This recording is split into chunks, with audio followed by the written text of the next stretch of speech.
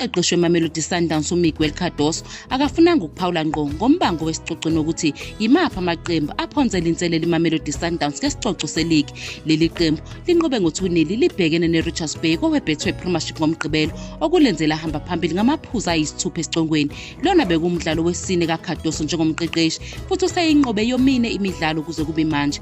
Ebuzwa ngombango wesicoco, uCardoso uthe lo mqhudelwano unzima futhi iqembu lakhe kumele lihlale ligxilile uma izinto ziba nzima. Ugcizelela ukubaluleka kokuhlala begxilile futhi bekulungele uma kufika izikhathi ezibalulekile. uCardoso ubuye wakhuluma ngaleli ligi wathi ishubile futhi idinga umzimba kakhulu kunalapho ake asebenza khona phambilini. Uveza ukuthi abadlali bagijima amabanga amade ngesivinini esiphezulu ngesikhathi semidlalo. Uthe kubalulekile ukuthi ube namandla ukuze uhambisane nomfuthi kakhulukazi uma elinye iqembu selikhathele.